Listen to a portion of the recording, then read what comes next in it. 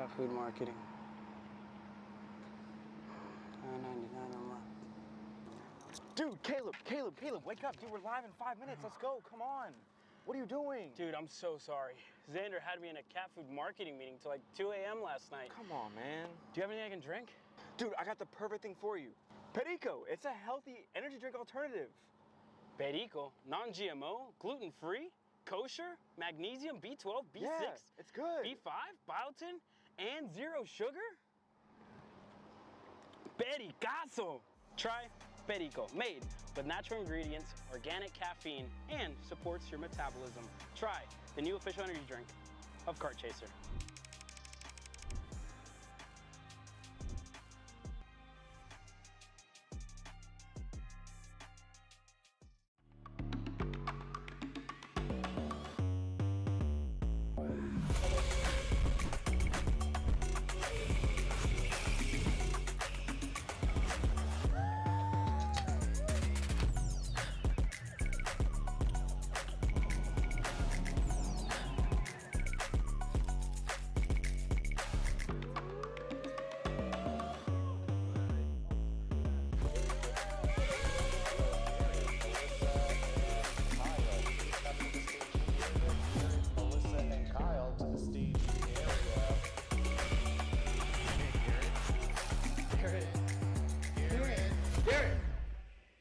Let's go race. Come on, man. Florida Kart Racers, you asked for it and we're going to bring it. Introducing Florida Karting Championship, FLKC, a brand new racing series coming to Florida in 2026. This is Henry. Henry feels sad. Henry feels sad because it's time for his next big race and his go-kart is in bits. Henry doesn't know that Acceleration Kart Racing is the United States' #1 shop for all of your karting equipment needs. Henry also doesn't know that Acceleration Kart Racing can deliver anything from tires to race suits and even wheels directly to your front door or to the racetrack itself quickly and efficiently, with tech support available 6 days a week. Poor Henry doesn't even know that Acceleration Kart Racing offers free shipping to mainland USA on selected product if you spend $200 or more. Do yourself a favor. Go to accelerationkarting.com and make sure that you are never left stuck on the pre-grid with Henry. Be smart and don't be like Henry.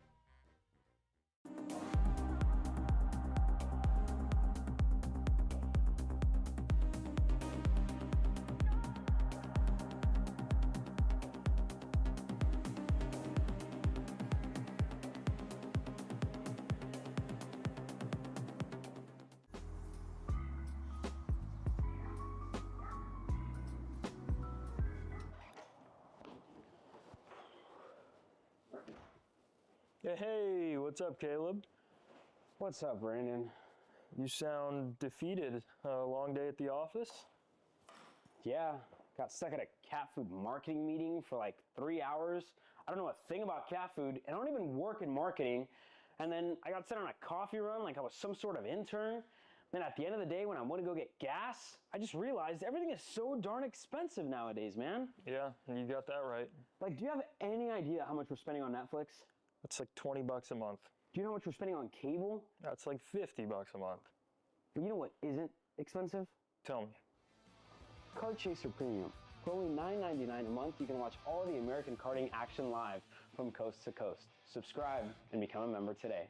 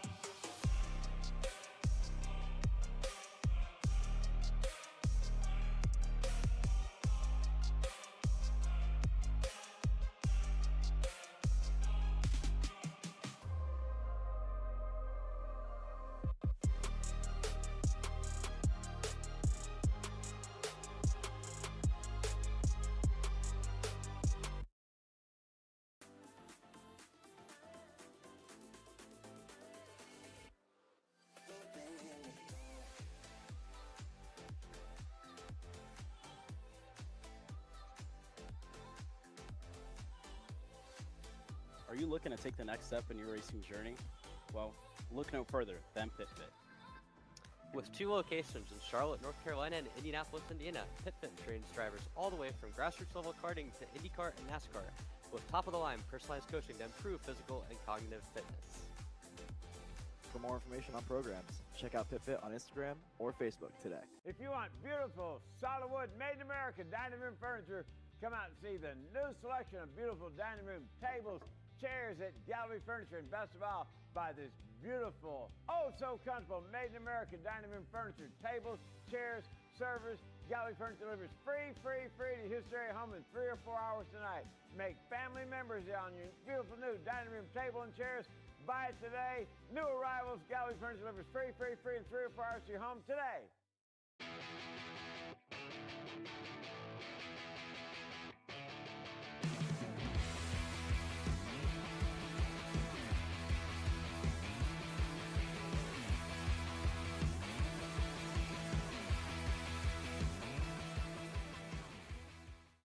Are you ready to get behind the wheel?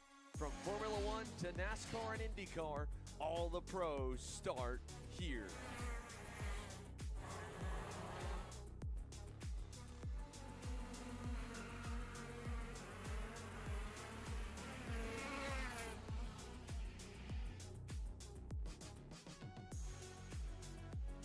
For more information, check us out online at mcckarting.com or call us and go racing today.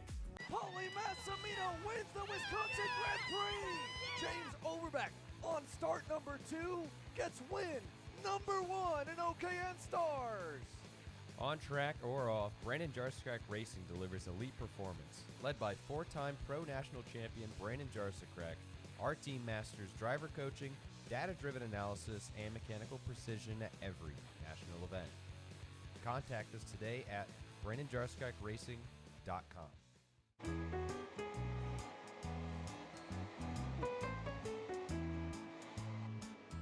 Gee, looks like we're missing the engine. What the hell am I supposed to tap? What do you mean? It's my Greyhound. It's all I need. Where's the rest of it? It doesn't matter. It's a Greyhound.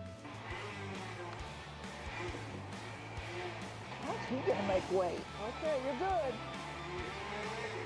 Sitting by here with Kyle, our race winner. Tell me how you did it. You were blazing fast out there, and I mean, you don't even have a go-kart, man. Tell me about it. Yeah, you know, Norberg, Schmorberg, the Greyhound-powered Greyhound was great today. You know, it makes the difference. And the team's been working really hard back at the shop, and, you know, just shout out Greyhound. Thank you, Kyle.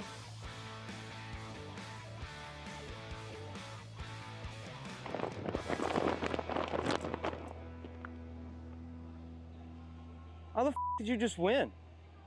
Doesn't matter. It's a Greyhound.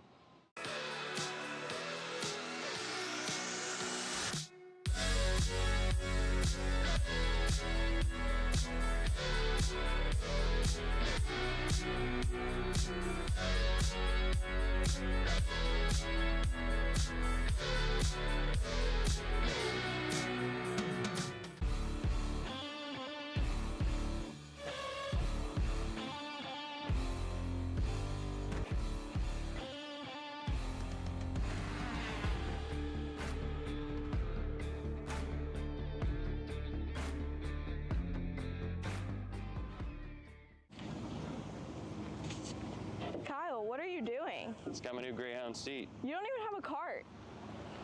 Doesn't matter. I have a Greyhound. Who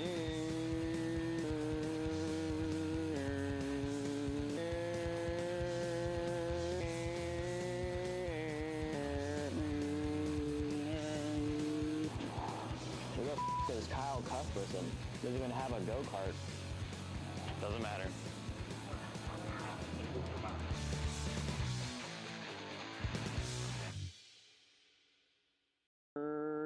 Cuthbertson through on Turney. Turney in the dirt. Florida kart racers, you asked for it, and we're going to bring it. Introducing Florida Karting Championship, FLPC, a brand new racing series coming to Florida in 2026.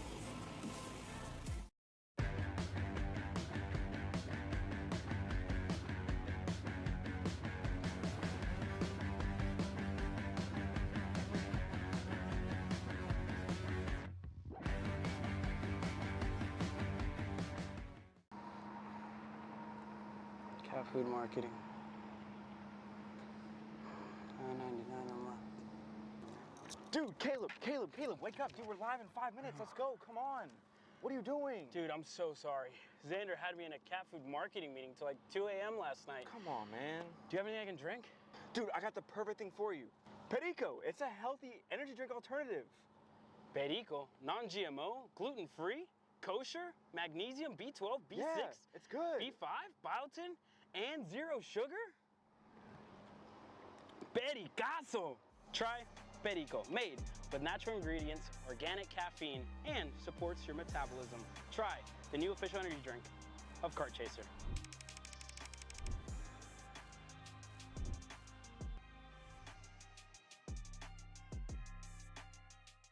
Paulie Massimino wins in KA. Paulie Massimino is a winner in OKN Stars. Take your driving to the next level with one-on-one coaching from 2024 OKN Stars champion Paulie Massimino. Kart rental options are available if you'd like to keep yours at home, and drivers in all classes are welcome, from Briggs 206 to Mini to KA100 and X30. With in-depth data analysis, onboard video footage review, and lead-follow on-track sessions, each private coaching session will see you end as a more complete driver than when you started.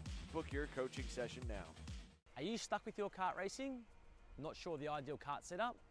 Or going to a track for the first time? Well, Kart Class has the answers for you. Our online portal has a wealth of experience and knowledge to help your kart racing. From kart setup advice to track guides that are targeted specifically to your circuit, or the driver coaching aspects with mindset, racecraft, and driving techniques. If you want to take your karting to the next level, visit us at kartclass.com.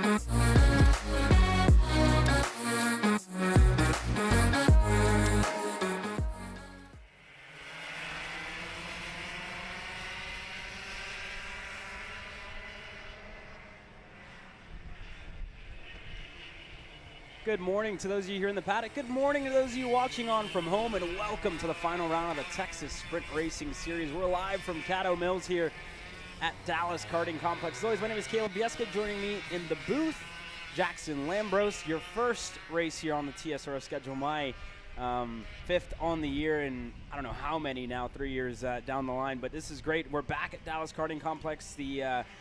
This was the penultimate round last year. When we come here this year, this is championship weekend here at the Texas Sprint Racing Series. We had all warm-ups. You guys saw those live and free to view, and we are still free here through our qualifying sessions. The first one's up. The Microsoft class presented by Gallery Furniture. It's been a pleasure. Jackson, it's a pleasure to have you here with us here in the state of Texas. What have you thought so far? Got to walk the paddock a little bit this morning in your first race here in Texas Sprint Racing Series action. Yeah, I'm not sure if we can call you the king of TSRS at this Definitely point. not, You're definitely, I think, getting in the range of high nobility. No, incredibly welcoming paddock. The vibes were definitely high this morning, despite what the weather might reflect. But you look at how we're approaching this weekend right now, you got a lot of wrenches that could potentially be going into how we approach these title fights. Track a lot less grippy than a lot of people were expecting. Track could be getting a little bit soggy later in the day. So a lot of different factors here, things are that are going to come into play here, and that can make things very, very interesting. Brody Stoffel, your championship leader here in the Microset. Champion actually clinched at the end of New Orleans for round number 4, so he isn't racing in the Microsoft class this year. We will see him. He is going to be in Mini Swift this weekend, making the move up. So again, Brody, uncontested really in 2025 here in Micro Swift, but this gives an opportunity for the likes of Shep Sullivan, for the likes of Bodie Byer, for Wyatt White, and a good number of names in this class to really break through and to show us what they can do, right? Brody's been so good. He's moving up to Mini Swift. That's a new challenge for him, but for these drivers, right, who's going to be the next one up? And this is really, it could be the faces, right, the limelight of the Micro Swift class here at TSRS in 2026. So it's exciting to see it, and like you said, right, not joining us here this weekend, but it's been great, and I'm interested to hear as well from drivers throughout the weekend, and already we haven't seen rain tires even be a factor, even be in the question outside of the opening round when we were at Speed Sports Racing Park in Houston. That was a wet weekend from start to finish. I think even on Thursday moving all the way to Sunday afternoon, we were underwater all day, all weekend long, and rain tires, we haven't seen them ever since, and again, we might see them here later on today. No rain scheduled for tomorrow, but it is scheduled here today, so we'll see how this occurs, how it plays out. I've already seen, teams, drivers, parents already go out there as teams for rain tires, and I've seen boxes and boxes of those MG tires and Vincos getting sold here this weekend. So that's one of the biggest factors I think that we're going to see here this weekend, Jackson, and we haven't seen rain, right? And for a lot of these drivers haven't driven in the rain in quite some time. For even some, it could be the first time they will experience some of these things. But that being said, some of the drivers here in this class, very healthy fields throughout the weekend. 11 drivers total entered here this weekend. I unfortunately don't think Brody Brown or Christopher Arms are with us here. But Tyler Blackwood, who's second in the championship, finds himself top of the timing charts here as we get closer and closer to the end of this qualifying session. A 56.7 for Blackwood. Dusty Strayer finds himself second in the 2:02. Shep Sullivan in the 2:12. Hometown race for the 2:12 here in partnership with Sean Owens and the entire work they've done here at DKC and actually running their own operation here this weekend. Shep actually just had a good lap that time around, puts himself up to second. First race as well for the 253, younger brother to Kimo Ahmad, Cairo Ahmad joining us here this weekend. He's currently sixth, his first start here in Micro Swift action. His first TSRS start actually in his young career. So good to see the two Ahmad brothers going at it here later on in the weekend. Kimo in Mini Swift, Cairo in Micro. But this racetrack, we've talked about it already this weekend, Jackson. What have you seen? It looks like a little bit of a bull ring. I'm not too sure what we're going to see later on, but again, I actually raced it myself 2 weeks ago. It was a little bit difficult to pass in some places. We'll get to that here at the end of this qualifying session, but we're getting close. Just 20 seconds left as we get close to the end of the session. But Blackwood, again, showing the pace that he's really shown throughout the year on his own, puts himself still at the top. Dusty Strayer, he's going to have one more lap here shortly, but the checkered flag will be out soon. It's actually out now. Hayden Sampson going to be the first driver to get it. He's currently fifth in the 291. It's no improvement out of Sampson. We'll keep an eye on it here as we work our way through, and Tyler Blackwood just crossed the stripe. He went faster, a 56.387 for Blackwood on his final time around as we keep an eye on the start-finish as more drivers work their way through. But that was a good lap out on the 228 of Blackwood, looking to get back to winning ways here this weekend in Dallas. Strayer, looks like he didn't improve on his final lap either, Jackson. Over a quarter of a second, the gap there from Blackwood to Strayer, and that is almost an eternity when we talk about the margins on track for these mini and micro engine karts. We talk about it kind of having those 206-esque racing properties, right? Such a pack racing type of ordeal. We've got a bumper, I believe, that might be loose on track there that was dragged. We'll see, but the checkered flag coming out now. Wyatt White improving to P7. Hayden Sampson, no improvement for him. Same can be said for Cairo Ahmad. Gets a 57.343, but will not jump up. So Tyler Blackwood getting things started on pole for the first heat. He'll be alongside Dusty Strayer. Yeah, that's a good lap there out of Blackwood. Dusty Strayer, they're going to put themselves on row number 1 with Shep Sullivan, Cairo Ahmad to Sampson to Kim to Wyatt White, Byard, Landry Donahue joining us for her first start in TSRS racing action here in 2025. Nonetheless, we're excited for what should be a good weekend of racing, so it should be 9 drivers total here in our Microsoft class thanks to Gallery Furniture. That being said, Jackson, again, I had the privilege to race this track just 2 weeks ago when we were here for the DFW Triple Crown, the Dallas Metroplex Series that goes around. They were over at Crescent, NTK as well throughout the year, so it's been exciting. And one of the biggest things that I got, right, this track isn't as easy as it might seem. It is very difficult. It does have its little tidbits. Turn number 1 is one of the biggest, spots where it's I wouldn't say it's make or break because that's not really the case, but again, there's a huge dip through there and you need to take that perfectly or else it unsettles the kart. So there's a lot of things, right? A lot of factors that go through here. And again, this place is with hairpins, right? It's a straightaway that leads to a hairpin, and usually that promotes a lot of switchbacks. So you see hard to pass, and the likes of K Senior that we have 47, I think, maybe even more. I've heard that we might have hit that 50 entry mark. That could be one of the biggest things, right, of what we've seen throughout the year, what it takes to go out there and win, and it's going to be competitive, and we saw that in the warm-ups. Those times were all within a 10th, and here a 10th, that could be the difference of 10 spots. So it'll be exciting for sure. We get back to the factors of this track, though. I absolutely agree with you on the stop-start qualities here, but I think there's also kind of an old-school essence of DKC. Not a lot of runoffs, not a lot of curbing, and where it is, it really bites you back. So when you do make mistakes, when you do make slight miscalculations on braking points, carrying maybe a little bit too much speed, it's going to bite you back, and that is going to see. It's another reason why we might see guys being a little bit more reserved, especially in these opening heats, maybe thinking twice about making moves. I still think turn 1, that 90-degree right-hander into the hairpin of turn number 2, I'm really convinced that's going to be your prime spot for overtakes. Yeah, and I think a lot of drivers as well are going to be, a little bit more cautious, a little bit more careful this weekend, right? We've talked about, what it's been to get to this point, and the biggest thing that I think I've seen out of drivers, especially in the championship conversation, is heat races has really been, one of the things that I think most drivers looking for championships, if not second, that's the thing they've really lacked, right? They haven't had the best results throughout heat races, and this is what you need. You need every single point that you can get coming into this weekend where qualifying matters, right? To get those extra points. Heat racing positions, they matter. To go out there and get those wins. It's almost like stage points when you talk about NASCAR. You need to get those points when you get into it. Really, quote-unquote, we're in our playoffs now that it's the championship weekend, but again, this is really one of the biggest weekends where everything matters. A heat race can be make or break for your championship hopes, those scenarios. We've talked about it all, and there's so many coming into this weekend. K Senior is one of the ones that we're keeping an eye on. The class on the racetrack now. Mini Swift with Colton Schniegenberg missing one of the rounds earlier this year. He needs to max out this weekend, needs to outscore Tanner Barsh, who has been 3 in a row here in Texas Sprint Racing Series action. Only lost out in whenever we were at in Amarillo. Yep. He was actually taken out of that race earlier on, didn't finish, but then again, he won at Speed Sports, he won at Crescent, he wins at NOLA, so he's maximized the points that he's been able to get, and this is really one of the biggest factors when you come into the weekend.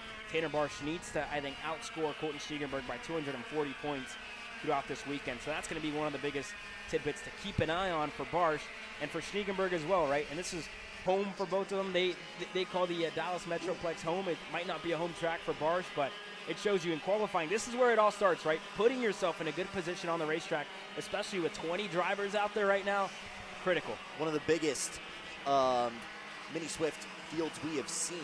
And Brody Stoffel obviously getting that promotion increases that just a little bit. We know that Barsh has that single lap pace, right? But even if we see him work a little bit further back in the field, you get the feeling he's going to work his way to the front pretty quickly. You look back to round 2, some phenomenal 2-for-1, 3-for-1 overtakes, using the draft, using the switchback. The kid is smart. He's calculated with his moves. But again, we talk about this weekend being a reflection of that one question. How badly do you want this championship? And this track is going to make it really, really hard to make those moves. This is going to be a kid to really, really look out for, because the way he studies his opponents, despite being this young, he is driving with an approach to getting around the guy in front of him that is far beyond his years. Well, he's going to have to be smart as well, right? When you talk about, any other weekend, you'd go out there just to try and win races, to try and be up at the front, but that's not all that matters here this weekend, right? It's maximizing your points. That's critical for him, and he finds himself with Aston Wyatt, with Colton Stiegenberg, who are top of the timing charts as Ahmad and company roll on by. But again, we'll keep an eye on Barsh. We'll keep an eye on, again, rookie Brody Stoffel, who's out there on his own. He was the first one out there, got himself in good space, and these are also the differences that you see in qualifying, right? Stoffel's out there up at the front by himself, finding time, really room to stretch his legs, but everybody else finds himself within that drafting range. We're seeing what's better, what works, what doesn't. For Stoffel at the moment, being on his own is working out perfectly. A 55.324 for the 129 of Brody Stoffel on his first weekend in the Mini Swift class with older kids moving up, just turned 10 on Wednesday. This would be, I think, the perfect way to start off a Mini Swift career, which is what I think we're going to ultimately see him in next year, winning a SCUSA Pro Tour title in Micro Swift. And again, that move is imminent after Supernats was able to get that free entry for the Super Nationals after winning the Micro Swift class. That's the biggest thing, right? Who's going to go to Las Vegas with a paid entry? We're all building up there. 3 weeks, and we're off to the Super Nationals here, Jackson. And again, for these drivers, who's going to get there with a ticket? Who's going to get there with that paid entry? And at the moment, Stoffel was able to get it on Micro Swift, but this is a dream start for him in his Micro Swift career. Doesn't improve on that last lap, but again, it's getting better. Actually did improve, a 55.292 for Brody Stoffel, but Alex Chandler, what a lap out of the 196, gets himself up to the top. We're getting close to the end here. About 10 seconds to go as well. Good to see Alex back here. Had a scary flip 2 weeks ago when we were here fighting for the race win, and now puts himself top of the timing charts. This is huge for Alex Chandler, 9 Rock Motorsports. Going back to Brody Stoffel, though, not just a phenomenal start to his Mini Swift career, a phenomenal start to his karting career. His first national win in this very state in March. That was at Speed Sports, and then went on to SCUSA Pro Tour, got that championship. One of the few guys to lock up a championship in TSRS before we come here to Dallas. Yeah. We talk about that level of domination. That is very hard to find. And here we go, checkered flag, last couple laps. Stoffel, Chandler first across the line. Stoffel goes even better on that final time around. Chandler second across the line. He doesn't improve. Schneegenberg doesn't improve either. Wyatt to Barsh inside of the top 5, but I think it's looking good for the 129 of Stoffel. Here come the rest of the group. Nobody improves. And the 129, first time of asking in Mini Swift action, Brody Stoffel is on the pole here in Caddo Mills. What a lap. And he probably doesn't know it now. He's going to find out once he gets into the scale lines. What a lap out of the 129. The rookie, youngest in the field, along with Kimo Ahmad, also 10 years old. Both of them getting themselves inside of the top 10. The 111 and the 129. Wow. And how about this? You look at where we're at with championship standings. Ashton Wyatt in P4, just behind him. Your leader, Tanner Barsh, will be right behind him, so they'll be right next to each other on track once we get this started. You look at Alex Chandler, that's a great opportunity to move forward as well. This kid's pumped up. Look at him. Stoffel in the scale line looks amped up, getting that pole position. I'm sure you and Jeffrey will have a smile on his face as well, getting that pole for Kart CRG USA. Also, you're talking about championship, right? Schneegenberg puts himself 3rd. Barsh inside of the top 5, but only 5th. They're going to start, single file with Stoffel, actually. So it'll be Stoffel to Schneegenberg to Barsh on that inside line.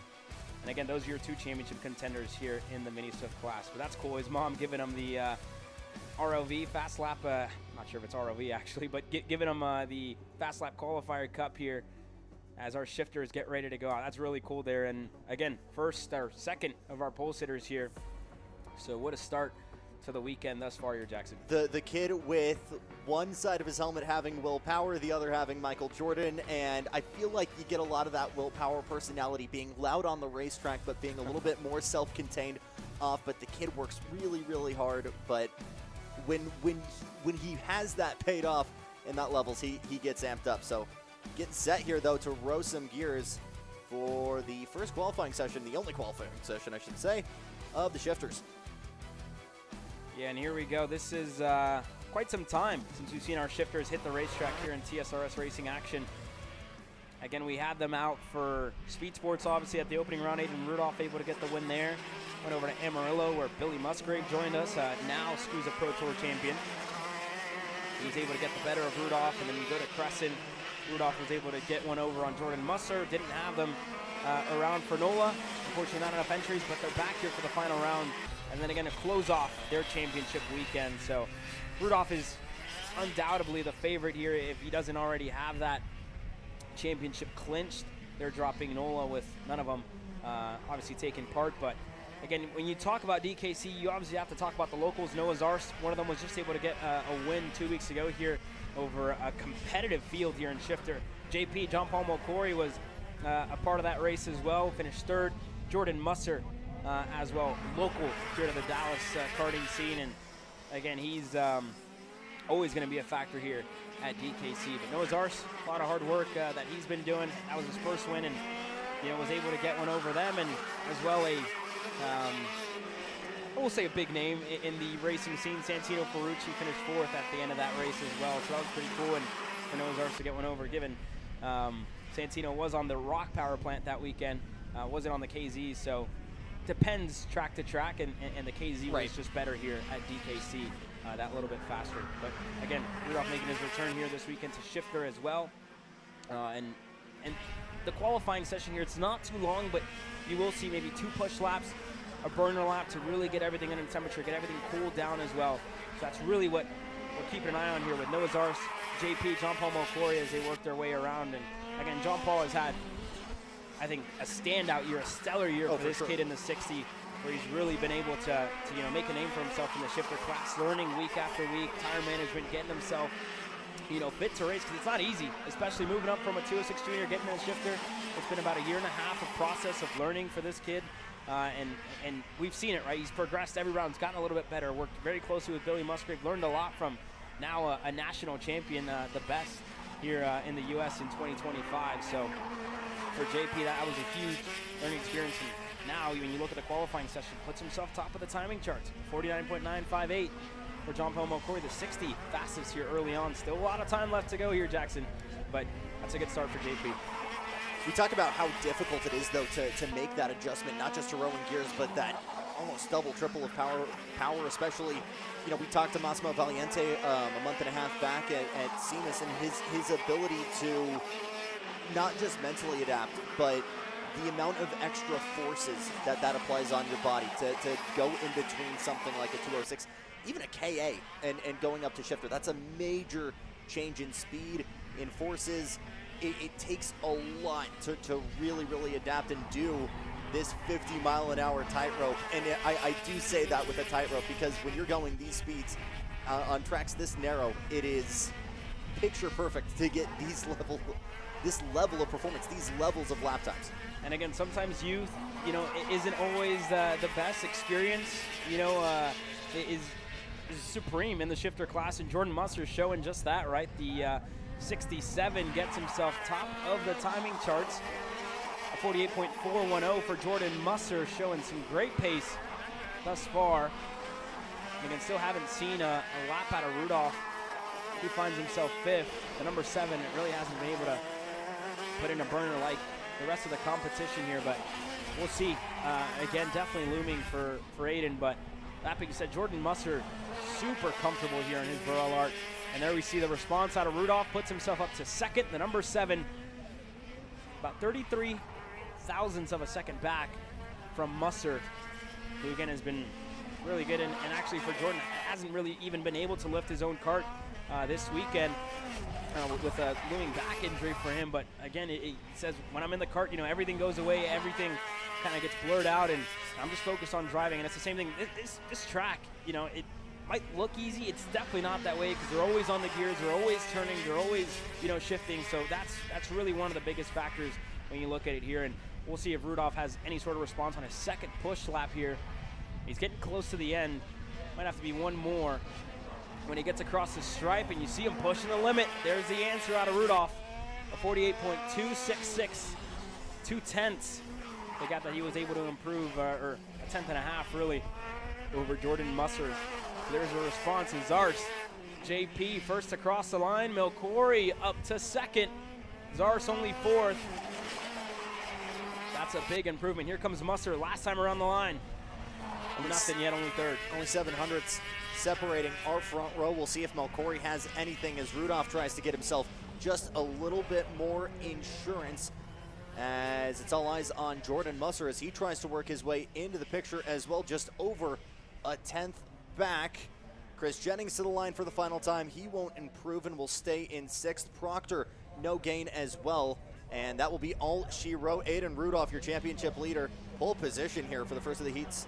Yeah, that was, again, you kind of saw a little bit of the same out of Rudolph and Musser throughout that qualifying session, where you had a couple of the younger drivers like Zars, JP, from the start, right, pushing that first lap, opening lap. They're setting those lap times. And in contrast, what you had with Aiden Rudolph and Jordan Musser, those first couple laps, they were slow. We saw Rudolph was down in 5th for the majority of that session. Last 3 laps, you saw him start to build to get to that point. And again, it shows you just able to go better.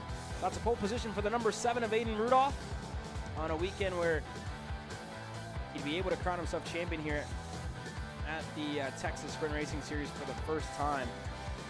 But we're getting ready to go green with our kit karts, presented by GR2 Motorsports. 3 sessions down already with a good number to go. And again, last time out, we had Vettel Baker getting the win at NOLA Motorsports Park over Maverick Reddick, where we saw that scary flip out of the 75. Was able to get okay and actually finished on the CKNA Grand National podium the very next weekend, finished 3rd. So we have seen him a good bit since we saw him there with an amazing interview out of Reddick. Oh, yeah. And again, we're seeing him here this weekend. Again, the same for Vettel Baker. The 2 of them will go at it for the championship fight. Baker currently leads that championship over actually Wyling Galliano, who is a 24 out of Houston, Texas as well. Puts himself 2nd, then a Reddick, Liam Lofton, and JJ DeShong. I think he made the move up to Cadet. Did see him in a Cadet a couple of weeks ago, so JJ DeShong going to be joining us in that 206 Cadet field. So we'll be excited to see it, but likes of Booker Anderson and a couple of more are joining us here this week, and that'll be exciting as well. Beckett Boudreau, the driver, the 95, puts himself on that first row with Anderson Maxwell. They're starting side by side, and you have a little bit of movement here in between these drivers as they get them all situated and ready to get going for this Kit Kart qualifying session. It'll be exciting, the youngest of our classes, and it's really just about having fun, having a good time, and keeping it light, if you will, especially on their first year of racing, learning, being a part of an event of this size is definitely one of the coolest things of it all, Jackson. Yeah, no, if karting is chapter 1 of your racing journey, we're looking at page 1 right here, and Vettel Baker is writing a really great story to get this started, but Galeno right there as well. I think you really do need to look at the adversity of the kid Maverick Reddick, because to get into something like that at NOLA and to be able to not just get back on the horse, but do it with a smile on your face, right? Yeah. That is a tough thing to do at that age. So very, very happy not just to see him okay, but to see him smiling. And I mean, we saw him this morning. He was amped. So it's going to be very, very fun to see what he can do here behind the wheel of 75. And that's the coolest thing of it all, right? Going out there, walking the paddock in the morning, and especially seeing these kids, have a good time, run around, play around. Maverick was out there driving his little RC car around the paddock, and we saw a couple of the other kids as well running around yesterday. Some of the kids under the MSL tent, like Vettel Baker, like your JJ DeShongs, even Tanner Barr, Schneegenberg, that are under that tent out there throwing a volleyball. Just light weekend. I know there's a bingo card going out there as well, so keep an eye on TSRS socials for those of you here in the paddock, and for those of you, well, if you're at home, then you're not here, right? But there is a bingo card with, I'm not sure exactly what is a part of that bingo card here, Jackson. I know one of them is getting interviewed by us. We'll be around later today if if you need that last square, we can work something out. For sure. I'm liking our odds here if we interview each other. I'm not sure if that's a loophole, but we'll have to figure that out. But here we go, Kid Karts. Yeah. Out on track. And there's also a prize for that as well, 5 extra raffle tickets. So that'll be exciting at the end of the weekend. The banquet's tonight as well. For those of you here in the paddock, it will start a little bit earlier. We are going late into the night tonight. Our last session about 7:45. Luckily, BKC does have lights as we have contact already. Booker Anderson, Reddick's in the wall. Looks like Beckett Boudreaux is out, and it again, it looked like it could have been just contact in between. There's damage, it looks like, I believe, Anderson to Mav Reddick. Look at the back left. It looked like something might have been bent there, but he's able to get it going. He hit that wall hard and was able to get back going. So that's just, wow. Unfortunate start, and it looks like the two drivers that just started up front kind of made a little contact. So, again, unfortunate for them, but up front, Vettel Baker able to get himself away from the rest of the pack. So that's a good start for them. And again, healthy field here this weekend. 10 drivers total with Rowan Dudley, Xander Lorang, Walker Hale, Vettel Baker, Wyland Galliano, Booker Anderson, Liam Lofton, Reddick, Boudreaux, and Anderson Maxwell. 10 drivers total here this weekend. So Baker has been fast so far throughout the weekend. The same for Reddick, who's actually fastest in the morning warm-up session. So we'll see how it all plays out. First couple laps here underway in Kid Kart Qualifying, presented by GR2 Motorsports. Rowan Dudley, very hard to miss there in that highlighter number 7 machine. We'll see what he can do. He was the first one out, but then this orange wave of CRGs overtook. So Vettel Baker, you're seeing on screen here, the first of this pack with, I believe it was Maxwell just behind, but already Vettel Baker into the open blue, liking that clean air, liking the minimal distractions of karts in front.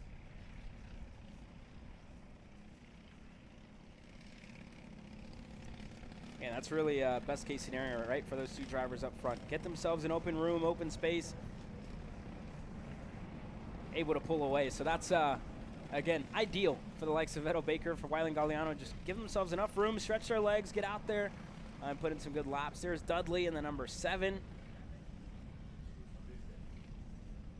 So a good variety out of karts, and somebody indeed did get the meatball flag. And you gotta imagine that's residue from that opening lap incident we saw with the 3 CRGs, and I believe it is one of those cars. I want to say Maverick Reddick, who might have gotten it. Again, we saw something clearly bent, not sure if it was a bumper or something with the wheel and of actually, that 75. it is one driver coming into the pits. I'm not sure if it's in fact Reddick, but somebody did get called in. And you gotta think that's due to the, again, unfortunate starts this qualifying session. I'm having a look out of our window here. Don't see much. But yeah, issues for one driver, but for Vettel Baker, what a start for him. Get himself well clear of the rest of the field, puts himself over 2.5 seconds over Maxwell. On times a 108.942 for the 22 of Vettel Baker. That's a good start to this kid's session. Come to the line and we'll see if he's able to improve further. He is a 108.467 in a field that's barely able to break beneath the 10s. You see Wyland Galliano just getting into P2 right now, 110.294. But Vettel Baker in a league of his own. So it wasn't Reddick. Reddick is still out there on the track. I would think that was Beckett Boudreaux. It looks like maybe in the 95, the driver that was called in. That was slowing into the pits. Reddick did register a lap that last time around. So again, he is still out there, only 6th at the moment. So just ahead of Xander Lorang, as we're starting to see a little bit of pack racing here. A little bit of lead follow practice, if you will. That is the 24 just behind Galliano And is that Baker out in front? It's certainly one of the CRGs. It is... It's the 99 Anderson Maxwell, yep. So a little bit of a look to the outside there, trying to swing it wide. As we work our way down the back stretch, coming out of the hairpin. DRS activated there for Galliano, trying to tuck his head into the wheel. You can see the lean in full effect there, as Maxwell tries to get all that weight on the inside tires. Lean in full effect there. As checkered flag comes out for Kid Kart Qualifying. Vettel Baker, 108.688 that last time by. And Maverick Reddick just able to break beneath the 10s with a 109.219. Still far from a pole position, but actually shockingly tight here. Further back with Galliano, Maxwell, and Rowan Dudley. Yeah, it's getting close. Last lap, checkered flag in the air this time by. First one to get it should be Vettel Baker in the 22. The gaps in between the two, 108.46. Now 109.2 for Reddick and Baker. Two drivers have gone at it pretty much all year round. As they work their way through now, Baker, again, will be the first to get it. And this would be huge for Vettel and his charge for the championship here this weekend in TSRS Racing action. Baker, first to get it. Does he improve? Final time around. He doesn't. Only a 108.523. Consistent lap times out of Baker, though. As next to cross the line, here we go for Maxwell. No improvement. Dudley doesn't improve. Reddick does. Gets himself into the 108s. 108.9 for Reddick to second. Galliano third. Booker Anderson only 7th. And there you go. That's qualifying for GR2 Kid Kart. Quick commercial break. Quick pause in the action. When we come back, more getting set to come your way with KA Jr. Cat food marketing. $9.99 a month. Dude, Caleb, wake up. Dude, we're live in 5 minutes. Let's go. Come on. What are you doing? Dude, I'm so sorry. Xander had me in a cat food marketing meeting till like 2 a.m. last night. Come on, man. Do you have anything I can drink? Dude, I got the perfect thing for you. Perico. It's a healthy energy drink alternative. Perico, non-GMO, gluten-free, kosher, magnesium, B12, B6, yeah, it's good. B5, biotin, and 0 sugar?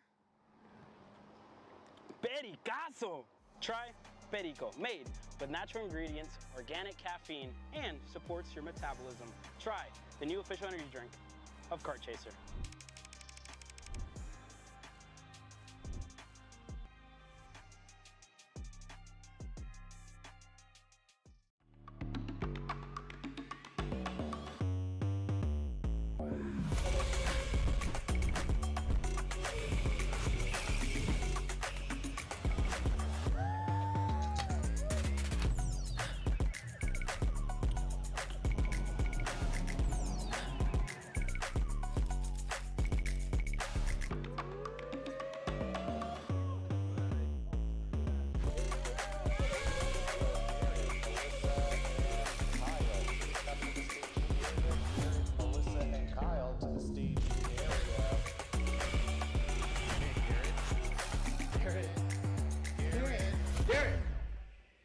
Let's go race. Come on, man.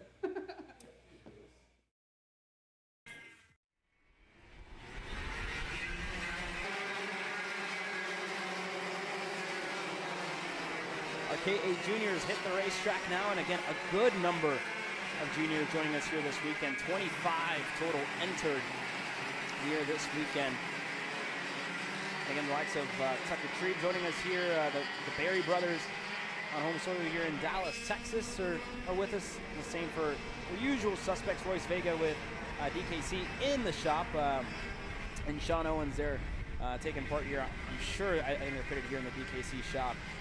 Again, under which is Owens Racing now, with as well David Ibarra right behind, and a couple of more joining us here. Tyrone Kemper Jr., Nico Orbezo, now IKF Grand National Champion, was over in California.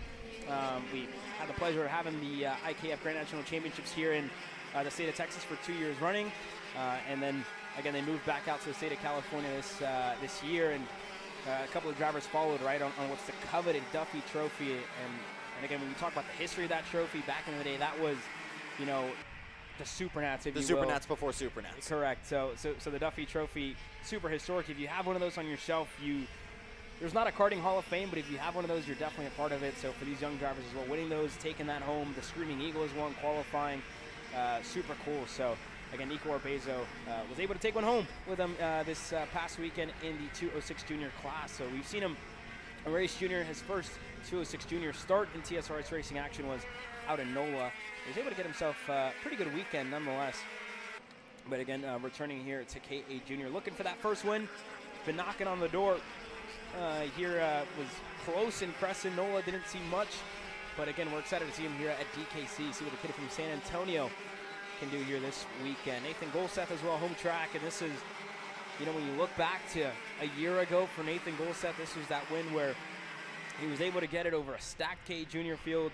It was his first win after so much work, and again, you saw what it meant to himself, to Shaston Johnson, and you heard the screams as well from our camera, so that's one of the coolest things. And again, he's back here, a place that's treated him well in the past, and again, he still tops that victory over that shootout victory that he was able to get at the AMI Grand National Championships earlier this year. But super cool, and again, this K junior field is close, to say the least, right? Championship, Tyrone Kemper Jr. has a really good chance to clinch it, I think, even before we get into main event racing action here, Jackson. It's been the big three, and we talk about Nate Golseth and how much that win meant to him. We haven't seen him on the top step of the podium. He hasn't been necessarily off the podium this year until NOLA last chance by.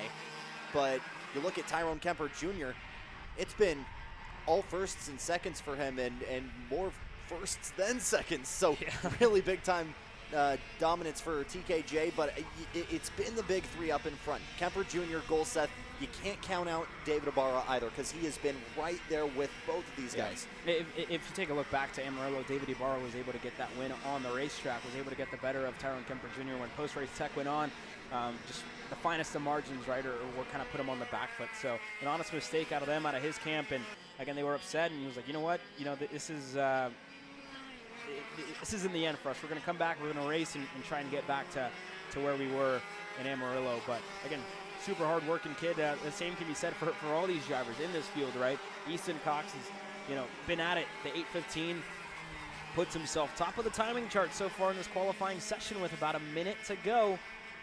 A 52.532 for Easton. Vega finds himself second at his home track to Junior, to Cagle, to Orbezo, your top five. Then Golseth, Trebe, Teddy Blum, Gage Bailey, and David Ibarra, your top 10. As looks like Vega going to burn this lap, look to get a little bit of a draft. And again, there is a good amount of straightaways here, so still very beneficial to just put yourself with a marker, with a rabbit to chase, if you will. So Royce Vega going to do just that on his final lap. Checkered flag will be out the next time around. And again, the number one, the reigning champ of Junior. Currently second in the 8:15 of Easton Cox. Top of the timing charts, but that all changes. Cagle up to third, to Golseth, to Vega, now your top five. And you look at Cox, it's been a full-time season, but has just had bad luck no matter where you look.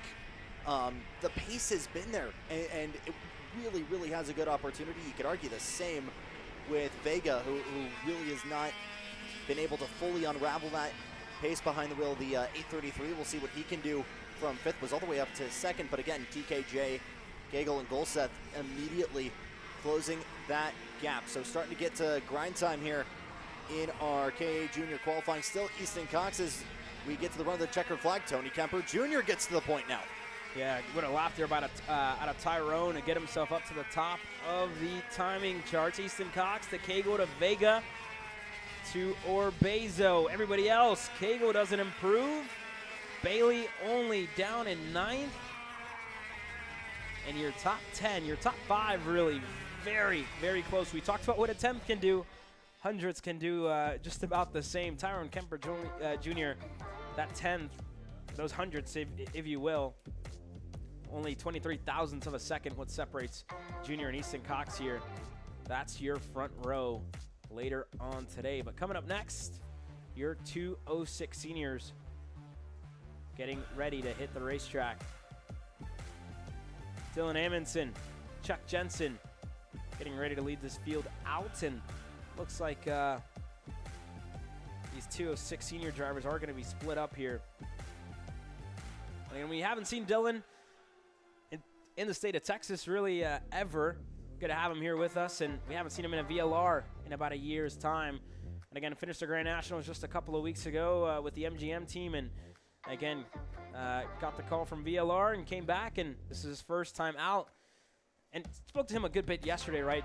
We're used to seeing him usually in TKA racing action, and for him to be here this weekend, said the biggest adjustment for him has been the tires, adjusting his MG tires. And you don't hear that a lot because, again, a lot of drivers, wherever you go in your club scene, used to driving MG Reds or what's really the Avinco Blue here in the state of Texas. But when you go out to anywhere else that, CKNA really has that big presence, it's usually the Vega Reds, which is a much softer tire, much softer sidewall. So you don't really hear drivers having to adjust from a Vega Red to an MG Red or an Avinco Blue. It's more so the other way, right? Drivers adjusting from what's the Avinco Blue over to the Vega Red. The other way. Again, the biggest thing for him, you really have to drive that Vega Red a little bit nicer, throughout the corners, where as an Avinco Blue, you can drive it really aggressively through the corners, brake a little bit deeper, send it in a little bit deeper in some places because the tire allows that. So it's really one of the biggest, nuances, if you will, for Dylan Amundsen here this weekend. But for everybody else, he doesn't find himself in the championship fight, just looking to get a trophy here this weekend out in Texas Sprint Racing Series racing action. And again, championship fight here, Jackson, super close as well. Christopher McKeithen, who we're going to see coming up later on in this qualifying session. Grand National champion puts himself now within a shot to try and get himself his first Texas Sprint Racing Series championship. James Overbeck joining him here as well. He's in this first half. So let's talk about that, because pressure all-time high as we're working up into this finale. You've been in these kinds of scenarios before, so the question is, what is the stress level at really? Do you reckon it's higher than before, or do you reckon actually maybe the tasking and the mental approach is easier? Because I've gotten myself, if I'm in a championship hunt, I've gotten myself in this position where all I need to do is not think about points, drive my guts out on track, and hopefully I can walk away with a championship. Or is the tension maybe taking over, and maybe the overthinking is still there? Well, any racing driver will tell you that he's not thinking about points, right? That he's just worried on winning that race. Unfortunately, that's a lie. Knowing that, being in the sport for quite some time, that's going to be a lie from start. From point blank. They are thinking about scenarios, championship points. That's obviously in their mind when they're making moves, when they're out there on the racetrack. Especially now that we're in real sessions, it all starts in qualifying, right? Putting yourself within the best position. So it is going to matter. That is going to be in the back of their heads. For those drivers who, again, we only saw James at round number 1. He's just worried about out here about coming and winning a race. The same for Dylan Amundsen. The same for other drivers like your Bryce Frank, who's maybe not in the championship conversation so much this year, but the likes of Reagan Seville from McKeithen, championship's going to be in their mind from start to finish here this weekend. So that's one of the biggest things, to kind of keep an eye on as well. And they're going to be thinking about it. For Dylan, exactly the opposite. He's not. He's just worried about coming out here and winning a race for VLR, his first race back. I heard Miranda with VLR is going to be here this weekend as well. So Jeff Shaw's on the wrenches for him here this weekend. We've seen Jeff in TSRS racing action as well, building that VLR presence here in North Texas. So huge for them, huge for the Brandon as well, joining in partnership with Over Under Racing and Evan Kozak and with what they're doing. So you should see, and there's kind of your answer, right? Drivers say they're not thinking about it. I tell you, for the likes that are just here one-off, they're not thinking about it at all. But for those who've been here this year, it's definitely in their minds. So let's get to this by the numbers. Reagan Seville, your championship leader, at 974 points. You got Jackson Young, 106 back. Not impossible, but going to need a mammoth effort to see if he can close that gap. Chris McKeithen still mathematically in the fight as well at 134 points. What kind of pops out the page to me here, Caleb, have not had a repeat winner in the finals so far. And you look at these names, Cameron Reed, Dylan Amundsen, we could really continue that streak and have a fully unique list of trophy winners here this season, because you've got a lot of big names here coming in at the finale. Yeah, and again, it's really the same names that we've seen throughout the year. These two are coming off what was a great, Grand Nationals. Cameron joined us for the Out of the Box Challenge, and again, she was a winner of that event last year. Got herself up at the front at CKNA. Dylan, again, hasn't won a Grand National championship. Has won championships though. And you talk about the class, you know, the level has really risen, and you're seeing it now in the lap times, really. Amundsen gets himself to the top, to Reed, to Overbeck, to Oliver, to Frank. So a lot of heavy hitters here this weekend in 206 Senior. But like you said, it's critical for Cameron. She's looking for her first win in quite some time in 206 Senior, right? It's been so long since she's gotten herself to the top step. We look back at NOLA, where she was close third behind Seville and McKeithen, where she was faster than both of them in those last couple of laps, and she just wasn't able to get there, didn't have enough time to get there. And again, she finished on the podium at her home track, and now when you look back at it this weekend, just looking for a win, looking for that result for Reed Motorsports and, you know, the hard work that they've been doing. The same for Frank, right? Has had a year to forget, really, in 2025 after what was a championship run for him last year. This year looking for a little bit of a better luck.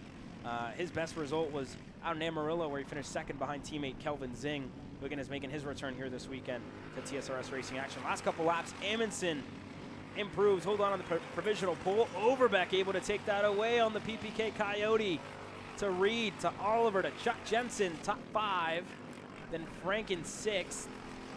So keep an eye on that time out of James Overbeck of 57.843 is the timing to beat. Amundsen as well, a 57.933. So that's one of the biggest things as well. When we see that second half come out onto the racetrack, we're going to see how they really shuffle together.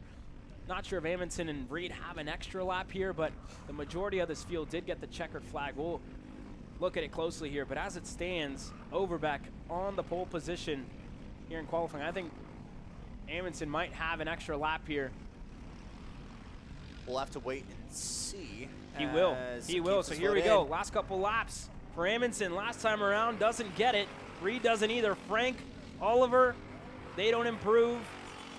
And there you go. Only 5 drivers were able to get that extra lap. Close for sure, but James Overbeck provisionally on the pole position of 57.843. And we'll see how they all stack up here when that second half comes out on track. So just half a second separating your front row, but as you heard from Caleb, still some heavy hitters on the way. Chris McKeithen, your championship leader, Reagan Seville, Jeff Doley and Kelvin Zing, and others. We'll get to that second half in just a moment here from DKC. Stay with us.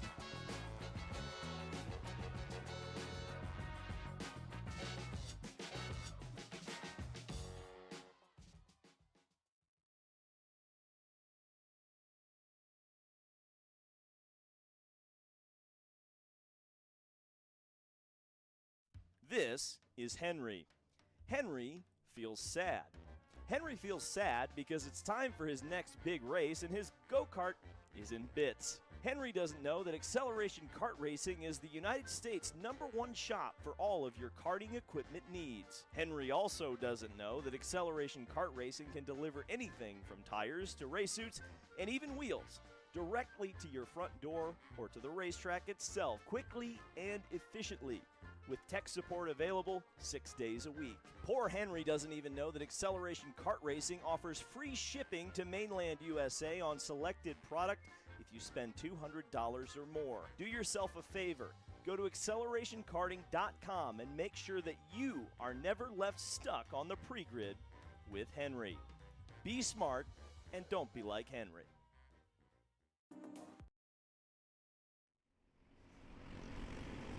Second half of your 206 seniors now out onto the racetrack. Kelvin Zing, Carter Kilgo, and more out here on the racetrack. And again, last time we saw Zing was out in Amarillo, and he was able to finish on the top step of the podium. Not sure if he was out in Crescent, and again, you can correct me on that. My TSRS knowledge, if there's an X over the charts, then he wasn't there. Was I know he not was for at sure NOLA. not at NOLA. I can guarantee you that. For sure. He was at Crescent, can't confirm. So here we go. This is also, I think Zing had an outside shot at a championship here this weekend, but again, very close. When drops is the biggest thing to factor in as well. For a lot of these drivers, their drop is ultimately a no-show for the likes of Zing, for the likes of McKeithen. So that's where it really, you know, kind of gets difficult to factor everything in. So just have to outscore your drop. That's the biggest thing to get yourself within a championship conversation, really. And the same goes for majority of these drivers. Reagan Seville with a little bit of a different look here this weekend. Forgot his helmet at home, and it looks like he's using one of Peyton Phillips's lids here this weekend. So it'll be a different look for us to get used to as well here for Reagan Seville. But again, hard, right? To always kind of makes forget. it a little difficult for us. One of the biggest things to I think note is, one, have your suit and probably have your helmet as well throughout the weekend, and obviously your card, and, et cetera, et cetera. But that being said, yeah, just an honest mistake out of Seville, and again, keeping us on our toes. It's easy to spot them, though, on his Trackside Karting Services, GFC. Their unique driving style for Seville, but again, they're working their way through. Now, just cleared Nick Miller, or excuse me, Gabe McLeod there in the 673. McLeod, correct, in the factory cart. So McLeod right behind him to Sam Toll as they work their way through. But Zing currently fastest as one driver's off the racetrack here, one of the TB carts. See if we can get a better look at that. I think that might be Hester in the 629. And that is confirm here, but that is Beach on the grass. He's going to need some help getting that back on the track, but first time to laps coming to the line now. Still getting up to full song, so Seville 58.903. Not quite where he needs to be just yet, but again, with guys trying to find push and draft partners and speed starting to ramp up, tires getting up to temperature, pace is only going to gain here as we work through qualifying. Yeah, it's super early as well, right, in this qualifying session. So the big thing is to see, how it progresses, how it goes on, and also, you got to think of one of the biggest questions that I have is that track just that little bit better for this second group, for this second half? We look back at Speed Sports, right, whenever we had the qualifying session there for 206, the first half was out there in the dry, the second half went out there in the rain, so their lap times were significantly different. And again, which is where you use that 10% rule, where again they kind of averaged it out, and they started side by side with, which was the two groups that went out on the racetrack. So that's the biggest thing for Seville. He's been on rails all weekend long. Really, I think one of the drivers to keep an eye on, and I think it's just a matter. He's been that little bit better on gear, where he's been able to go maybe a little bit lower, a little bit higher. Really haven't taken a look at it than everybody else, carrying the speed through the corners as well. That's the biggest thing. Gearing it has really been one of the biggest conversations, especially in this 206 class that we've had.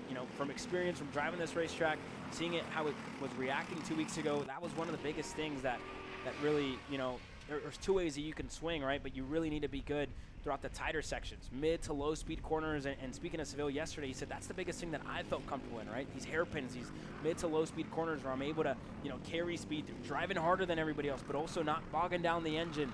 So that's been critical, and you're seeing it now, right? Able to put in a good margin on Kelvin Zing, pulling away just throughout the corners, and you don't see that much, right? We watched, had a weekend complete of 206 racing, and you don't see something like this, right? A driver on his own, pushing, pulling away, you don't see that. But McKeithen just got the checkered flag, and he only finished 9th. Seville and Zing are going to get one more time around. As it stands, though, Overbeck's lap still better than everybody else's. The same for Amundsen. Seville only 3rd best. And again, he had to make a move that lap around. We'll see if he can go any better this final time around for Reagan Seville here, Jackson. So Seville, the fastest in your group. He is just under a 1/10 of a second off on pace. Doesn't need too much, but again, you see him out in front here. Doesn't have a lot of help. You can see him forcing his noggin into the steering wheel, trying to get some kind of drag reduction there going into the hairpin.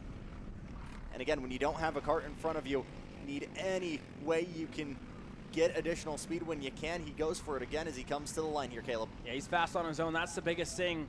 See if he can get the pole position last time around for Reagan Seville. Not enough. Not enough for Zing either. Moves up to 7th. McKeithen last time around. Doesn't go any better. 10th for Christopher McKeithen, looking for a championship here this weekend. And Seville just able to go that little bit better in 3rd, but nobody better than Overbeck or Dylan Amundsen at the end of 206 qualifying, thanks to Slipstream Racing. Jeff Dolian, another one of the PPK Coyotes, up to 8th. But that is very close. And again, Overbeck, Amundsen shows the paces there for those two. For Seville and Reed, we'll keep an eye on it here as well later on today. But you're already starting to see, from our camera angle here, that wind picking up, maybe pushing some unfriendly clouds, if you will, a little bit closer to us here, Jackson. I don't know if I'm allowed to say the word, but yeah, definitely some I've said it weather already. that's concerning. I've said it already throughout the weekend. You know, it's definitely looming, and I think it'll be here around noon, which is what we're expecting. So about 20 minutes time. That should throw a wrench at things for our KE seniors later on. And it should be here. Do you have an exact time at 11 noonish? We knew there was a chance for it to begin here around 11. But again, it's looking more likely towards noon once we get a little bit more into the heat racing. But again, we look at how this season has unfolded. It's either been fully dry or fully wet. We saw that at Speed Sports. Get to this. We've seen that, you know, that middle ground as well, which is one of the biggest conversations that we had throughout the weekend. And you know, I'm going to steal it from you here real quick because I look at, you know, Newcastle Motorsports Park when we went there for SCUSA. For any of the Big 3 series, we always had rain, and it was that just like medium where it was kind of, you know, you could gamble pretty much, either slicks, either wets. And that was the biggest thing. And for a lot of people, it's, you know, we had a conversation this morning. You really hope it's one way or the other. You don't want to be within that gamble of making that right decision. I've been there before. It's nerves. It's, you know, you call it the rain dance. We spoke to Jake French as well earlier throughout the weekend. It's nerve-wracking when you have to make that, you know, it almost feels like a life or death decision whether you're going to go on slicks or wets for that medium ground. So it'll be interesting to see. And for us, it'll be interesting for us that we're, you know, inside, not getting rained on, but for everybody out there, you know, can only wish them the best. Big ups to our camera crew out there giving you guys these shots regardless of the weather. A lot of these drivers have driven DKC. A lot of these guys, unsurprisingly, have driven in the wet. You've seen a lot of anxiety from the paddock this morning because that's a combination together that a lot of these guys have not experienced.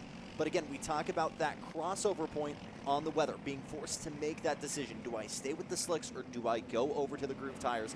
That is what's going to potentially really shake things up here once we get into the heat racing. Cars on track here for your 206 cadet class presented by Speed Concepts Racing. Ashton Wyatt, your championship leader. Drew Blem right there, 906 points over Brody Stoffel.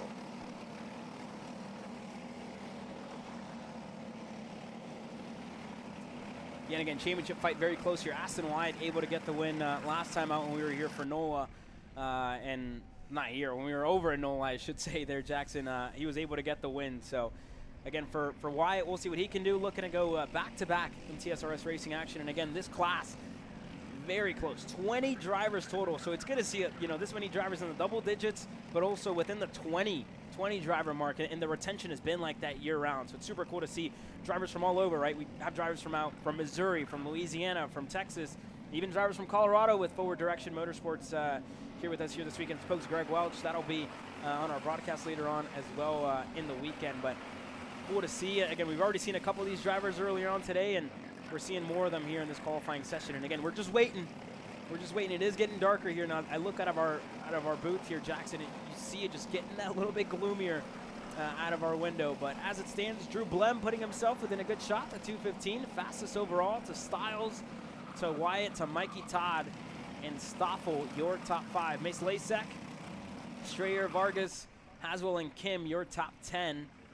And again, this class is important, right? With so many out there, draft is definitely one of the biggest things to look out for, but you just don't want to find yourself in that fight for the majority of this session, really. And for Stoffel as well, right? There's drivers passing in front of you, putting yourself within a good, you know, space to try and put in a good lap, and he's able to get through these two, which what looks to be the 224 of Wyatt White there, I believe. New helmet for him here this weekend. And as well, one more, which I think might be Kim in the 220. And indeed it is. So, again, just putting himself within a good room, right? Good position. Mikey Todd, the same for him. He's shown some good pace here so far to put himself up to 7th.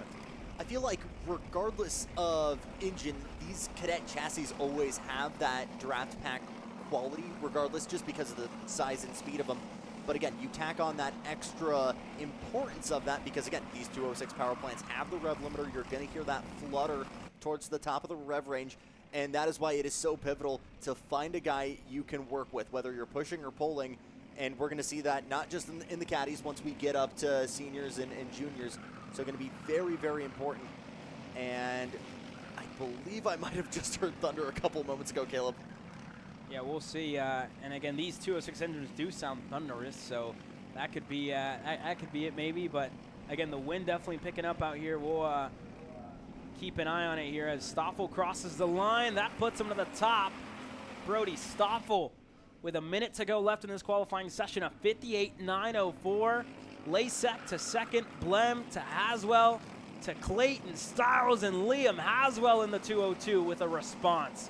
For MSL Racing, a 58.551 puts himself top of the timing charts here. Wyatt White 6th, Mikey Todd, Hayden Sampson, Aston Wyatt down in 9th. Dusty Strayer, your top 10. And again, we'll see what Stoffel can do. This should be one of the final couple laps here in this 206 Cadet Qualifying session. We'll see if they beat the time with just 10 seconds to go. That is a big time gap for Liam Haswell. We'll see what Brody Stoffel can do, working out of the final hairpin.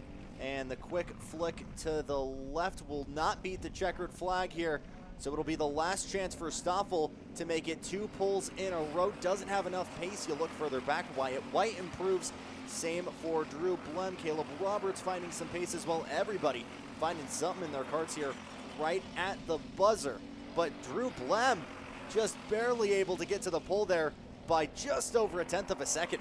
Yeah, what a lap there out of Drew Blem. The 215 and Haswell, you saw them just fly on by our camera angle there. They're going through now what's the infield section, but Drew Blem puts himself on the pole position with Liam Haswell right behind him. That should be, I think, one of the better starting spots for Liam Haswell in 2025. And again, that was huge for the 202. Stoffel 3rd, to Lasek, to White, to Todd, Caleb Roberts, Vargas, Stiles, and Yomi Vargas, your top 10 in 206 Cadet. Very fine margins here in the cadet class. 58.4 was the time for the pole, and only a 10th back was Haswell, then 2/10 to Stoffel. But again, critical out here at DKC for sure. So again, we talk about this importance, especially in these Briggs classes, just how crucial qualifying is, because again, with that reduced power, can be difficult to find the right places on track to overtake, especially if you don't have pace. So these Briggs powered classes going to be very, very important here, as again, we take a look at these ever darkening skies over us here in Dallas as the KA 100 Masters start to take to the track.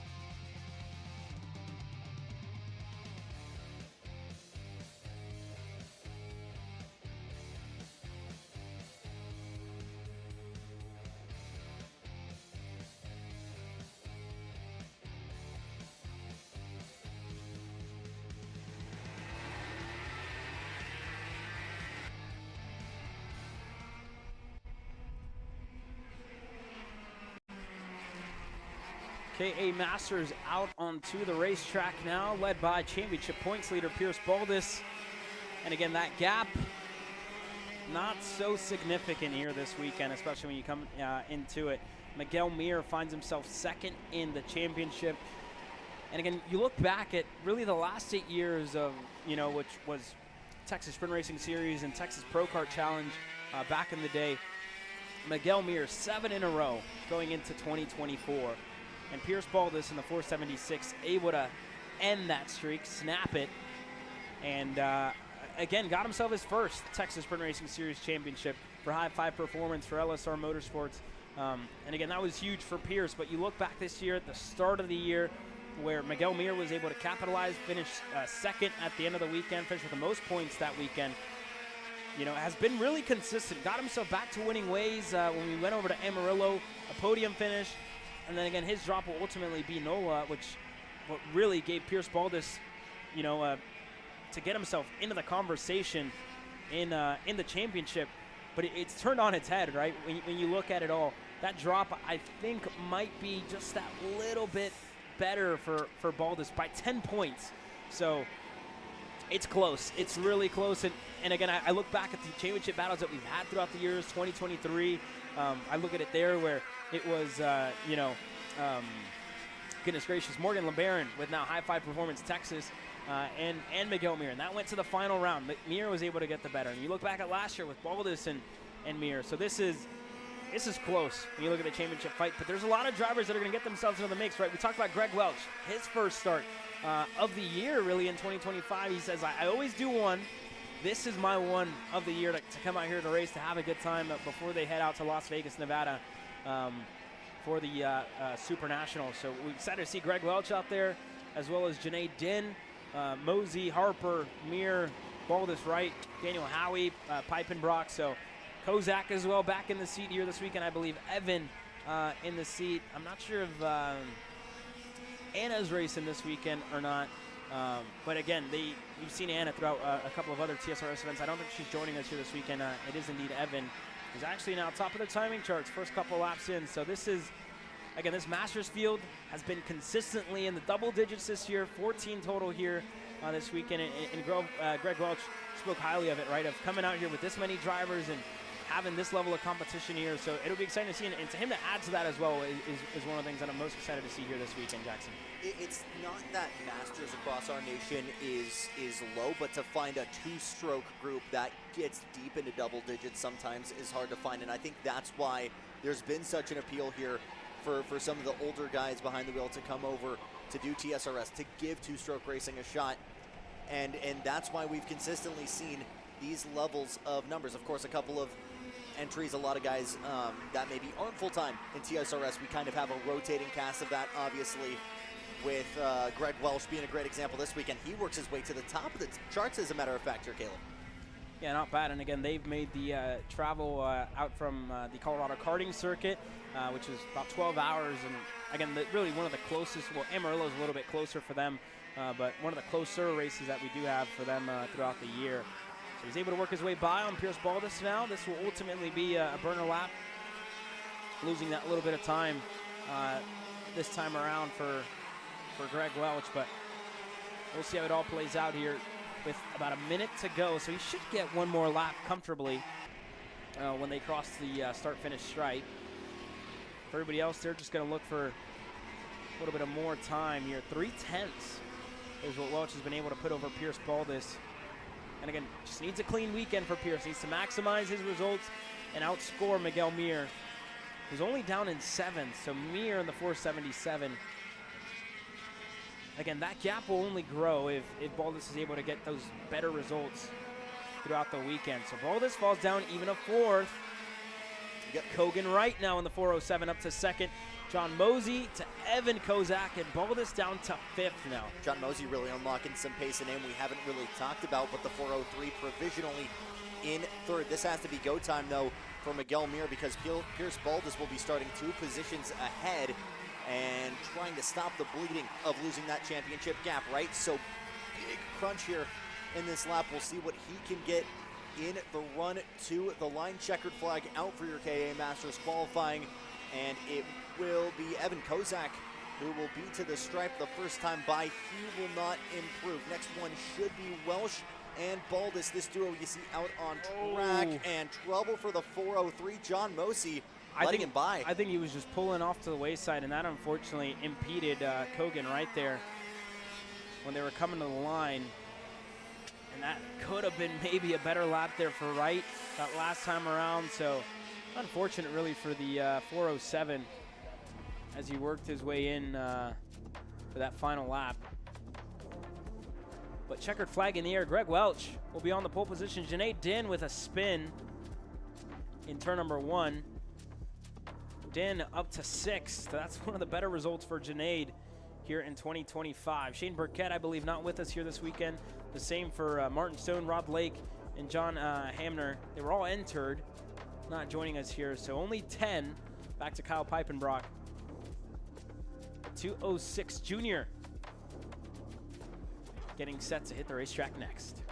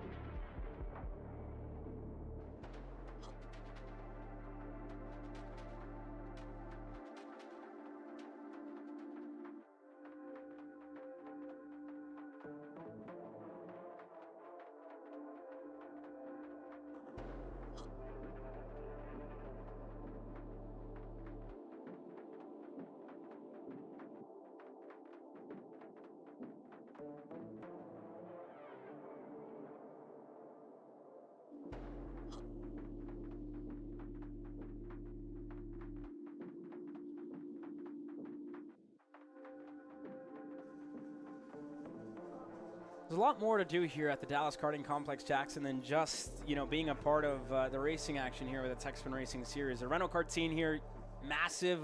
They're actually, rental league here is one of the biggest in the state of Texas, where, again, drivers are able to come out here, race at an affordable price.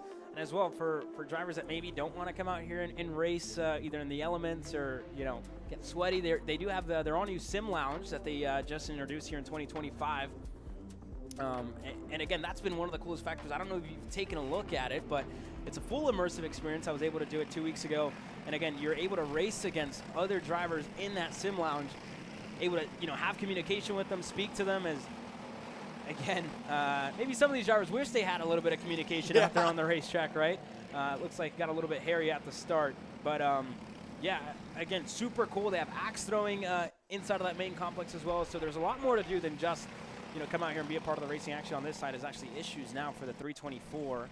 Max Estrada may be wishing he had an axe right now. We'll see. But that is issues for the TB kart, and unfortunately, that will send him immediately to the back of the grid. Yeah, but like I was saying, there is a lot to do here, a lot of fun for, you know, those of you watching on at home to come out here and spend a weekend. If you are from the Dallas Metroplex area, DKC is a lot of family fun that you can take a part of, which is super cool. And again, a pleasure for us being here and all the hospitality that they've given us, like Mike Jones, Rodney Rivera, and everything they've done for us. Super cool to be back here at DKC. And again, always a pleasure to be here. And you look at the history of this place as well. You look back 10 years ago was when the U.S. Open was here. The likes of Oliver Askew, Stingray Robb, who is, you know, in now IndyCar drivers. And again, you see all these names. Jake French, we saw a video of him as well earlier, right, on Kart 360, which was super cool to see.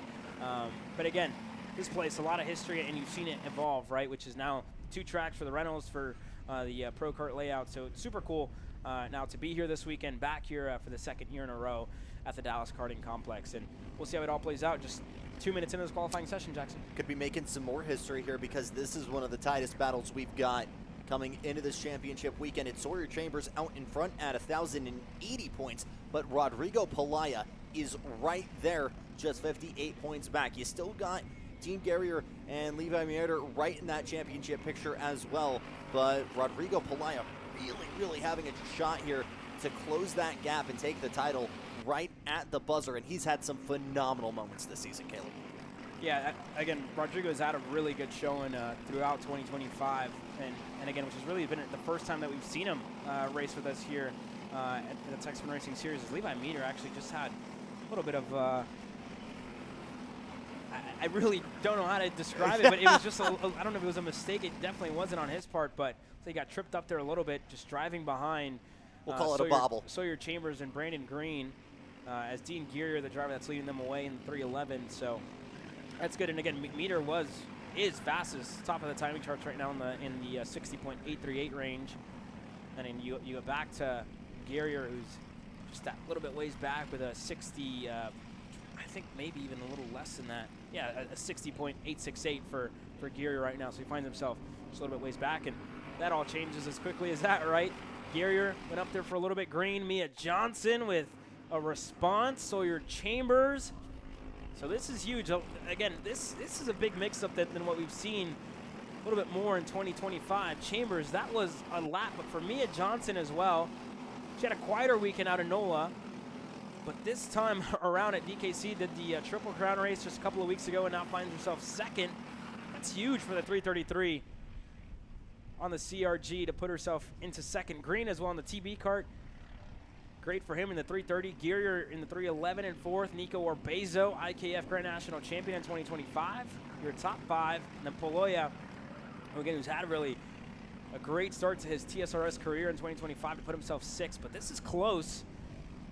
And Chambers as well, putting himself out in front of the rest on his own. We'll see what this lap looks like as he's starting to close in on Geary. This time around, Chambers even better. Meter able to improve. Poloya to Mia Johnson in the 333. This is as close as it gets in 206 Junior. Mia Johnson, this would be her first career pole position in the Texas Sprint Racing Series. That's a huge lap out of the young lady. Poloya to Orbezo to Meter to Chambers. And as quickly as that, a lap can take you from provisional pole down to fifth here. Again, just how quickly things can change and how quickly speed can finally come to life in these 206 powered machines. We talk about Mia Johnson, though. A podium at the Metroplex has been the highlight of her season. Amarillo as well. Amarillo was where she was able to finish. In Amarillo, she finished on the podium. That was her first regional podium of her career. We'll see what it looks like this time around for Mia Johnson. And again, she's closing in here to Francisco Reyes. I'm not sure if she maybe have just closed in that little bit too much. Here we go. Sawyer Chambers improves. Poloya to the top. Johnson only fourth. Everybody else crossing the line now, and I think she might have just gotten tripped up on that last lap there, but everybody else working their way through for Poloya. That's huge in the championship for the 360 on the Burrell Art. Orbezo to second. Chambers, Johnson, Levi, Meter. Your top five here in 206 Junior, presented by TB Kart USA. And what could have been for Johnson, but again, when you look at championship for Rodrigo, to go better than Chambers, exactly what he needed, taking those little bit of extra points here on Saturday morning. Rodrigo Poloya puts himself on the pole position, and we head into heat racing action. He'll start that way for all three of the heat races, but he'll start with his main contender, Sawyer Chambers, right behind him. We're getting close to the end of our free coverage here, Jackson. Only $9.99 a month. You can become a Kart Chaser Premium member and watch all the racing action live. We're live over in Indianapolis, Indiana as well for the Rotax U.S. Trophy Final with our very own Xander Clemens, Henry Beaudet, and Mike as well. Mike Smith out there up in Indianapolis. Haley Donaldson as well up there with them. We'll send our best wishes to our crew out there, and as well, we're down here in the state of Texas. Double weekend for us, double header on what's a championship finale, and who's going to earn that ticket to go to Bahrain. So it should work out the way where you're just watching Kart Chaser all day long on this beautiful Saturday here of the year. But K.A. Senior getting set to go out, and again, a familiar face joins us. Again, I gave my kudos to Jesus Vasquez Jr. It was a drive and a half when we were out in NOLA. Oh my gosh. That was one of the best drives that we've seen. I think the only driver that was really able to do better than Jesus Vasquez Jr. was Alex Stanfield when we went over to Odessa, which was nearly a last to first place drive for Alex Stanfield. And he was able to get himself with, I think, one of the best drives that we've ever seen. And this is his return to TSRS racing action. When you look at this driver, the accolades, right? Again, arguably one of the best drivers to come out of the state of Texas. He joins us again here this weekend with, again, a familiar face, right? Team Felon, GWR, Gary Willis. And again, the two GWRs with Sawyer Roussel, who's progressively been getting better weekend after weekend, had a good result out in NOLA. They're getting ready to lead us out onto the racetrack, and we'll see what these two can do. But again, quite some time for Alex. That he's been in the kart about a year. He drove a little bit last weekend. So it's been quite some time since we've seen him. And again, he's been getting his pilot's license, so he's, I think, about done with that and racking up his hours to get his commercial license. So a little bit different for Alex in the career change that he's had. But again, this championship fight, he's not a part of it, sadly, this weekend. He can play spoiler, though, to what's been a close battle in 2025 in between Jose Carlos Hernandez in his first year of TSRS racing action. Came out hot at Speed Sports Racing Park, able to get the win better than everybody else. But he's been close, as well as Jesus Vasquez Jr. We talk about the drive that he had out of NOLA, Jackson. That was a drive and a half to get himself from buried in the field 22nd up to the lead of the race. Caught Blake Nash by surprise towards the end of it. And again, the two of them, we saw contact in between the two of them. In Amarillo, we saw it in NOLA as well. Just looking to keep their noses clean as well. You talk about more spoilers. Donovan Bonilla, Super Nationals champion in 2023 in Pro X30, joins us here this weekend. His first Texas Sprint Racing Series start under the Red Speed Racing banner. Looking to play spoiler here this weekend as well. Aiden Rudolph was in the championship conversation when we went into NOLA, was arguably one of the favorites that weekend. This time around with 2 DNFs, unfortunately for him, puts himself out of the question. Looking to play spoiler here at a track where he was fast at in 2024. So we'll see how it all plays out. You look back at 2024 as well. It was a battle in between Aiden Rudolph and Jesus Vasquez Jr. We'll see how it all plays out here, though, in a couple of moments. Adrian Cruz as well. Top 4, he's been fast, had promising pace. The warm-up session, we saw the likes of Peyton Phillips and a couple of more, get themselves into the mix, get their names out there. Landon Skinner with a win to his name already in 2025. The depth of this field, Jackson, one of the best in the nation. I think, when you look at California and what they had last weekend at the Pro Kart Challenge, super competitive. When you talk about TSRS, this is a national caliber field, and you have, again, more drivers playing spoilers, like Jake French, veteran. Louis Pagano joins us again here this weekend under the DKC banner, racing out of the shop, and we saw him be super competitive last year, I should say, when we were here at DKC. Contact in the final put him out of the picture, out of the question. But we'll see what Louis Pagano can do here this weekend as well. Huge number. James Overbeck back with us. Christopher McKeithen making his first K senior start here in TSRS racing action. The list goes on and on. I've gone on this tidbit for quite a while, but that shows you, right, the depth of the field here this weekend in Kart CRG USA K senior at the Texas Sprint Racing Series. It felt like Jose Carlos Hernandez was going to laugh all the way to the bank at NOLA, but again, JVJ, a phenomenal drive, a generational drive from 22nd to 1st. That's almost last the first drive. He'll be hoping he doesn't have to do the same again this weekend, because we've got ourselves our final number, 49 entries. Again, we talk about this national level. Call it 50. Size, Call it 50. We can round up. We can round up. But again, as you've mentioned, Caleb, national level, not just size, but insane depth for all of these guys. And again, this has been a rivalry that I feel like, for me, you could say it started back in Amarillo when those two ramped up against each other under the lights, and it feels like, unfortunately, they've struggled to stay away from each other on the racetrack. I mean, they're the fastest, right? So you obviously are going to find yourself, close to each other, and sadly, it looked like that was the story of the weekend for them in NOLA, right, where they were close in qualifying, close in practice, close throughout the heat races, and you're going to see that. They're going to find each other this weekend, and I'm sure that's going to be the first thing crossing their minds. It'll be exciting. I don't want to build up rivalries or tension all too much, because this is championship weekend, right? We're here to have a good time for sure. And again, first couple laps, this field's close. They're going to be split up for the majority of the weekend. 49 drivers with us here, and again, we're only seeing half of this group hit the racetrack. About 25 and 24 will go out next, or other way around. So not everybody's going to be out there, but lap times have been super close. When you look at the warm-up session earlier this morning, everybody was within that 10th, and especially in this K senior class with 50, a 10th, that could be the difference of 10 spots here, Jackson. Oh, absolutely. And we're looking at the list of names here for guys that aren't I can English. The guys that aren't necessarily able to get that single lap pace out, but are phenomenal once we get to the wheel-to-wheel stuff. It is really hard for me to count Landon Skinner off.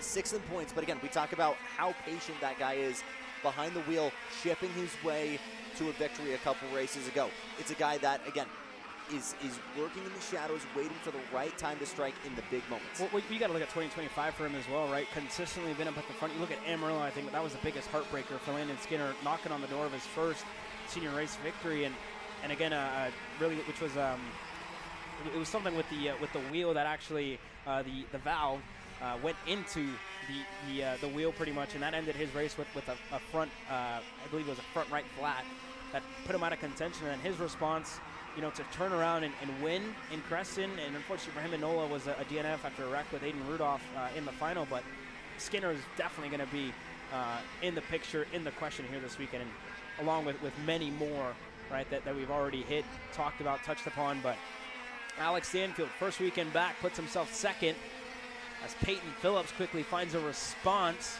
a 51.961. Peyton Phillips, top of the timing charts here, is, again, just putting yourself in a good position to pull away from everybody else. That's the key, right? Put yourself within a comfortable position. Ibrahim Din didn't have that. Getting past corner after corner. All right, what do I need to do? Slow down, find good position on the track, try and get myself, back into the rhythm, back into the groove. So that's critical for him as we're getting close to the end here. We're 4 minutes in. It should be a lap to go for pretty much everybody in this field. John Burke is down on 11th. Overbeck is 10th. To Roussel, Roberts, French, Skinner, Din, Rudolph, Cruz, Stanfield, and Phillips. That's your top 10, top 11 here in this field as they work their way through. Nobody on lap number 4 really able to improve much. See a couple of movement here in 7th. That's Jake French, who's missing on our pylon. It's going to change. But French now to the top of the timing charts, the 9:36 with a response and the checkered flag looming here in a couple of corners, Jackson. And Peyton Phillips not going to need much to get to the front here with just .041. The gap, Stanfield right there as well. You got almost 6 cars within a tenth of a gap of one another. Again, talking about that margins we have here in this group, but checkered flag coming out. Alex Stanfield's going to be the first to meet it. Will not improve, actually does improve a little bit. Peyton Phillips won't gain, so French able to hold off. And of course, the minute I say that, we do have someone who has leapfrogged him. I don't have a number because that was French, I think, who's actually might be being hand scored here, I believe, for French.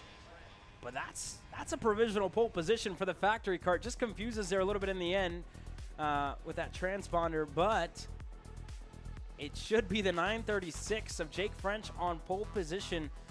And I'm sure, I know Billy Musgrave's busy this weekend with, the U.S. Trophy Finals, but I'm sure he's watching as his buddy just put it on the provisional pole position. And we had a great conversation with Jake as well, which you guys will take a look at throughout the weekend, throughout the lunch break as well, on what's been different about that factory kart chassis. Himself and Billy Musgrave, they were out on social media talking a little bit and showing their testing that they were doing out in Phoenix.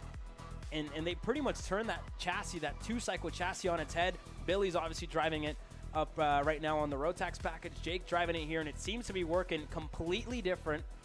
And you guys will hear later on from Jake on what he told us, what he shared with us of what they did differently. We saw a video of Billy cutting the seat yesterday, likes it that way. And Jake said, man, Billy's a crazy guy, right? And what he likes and what makes him feel comfortable. For me, haven't changed, changed a little bit on the kart. He said we started stock fast, and it's showing it here in qualifying. But what a drive out of Jake French. Don't forget to become a KC Premium member. You'll see these the 50 best in the region, maybe even in the nation, go at it here later on today.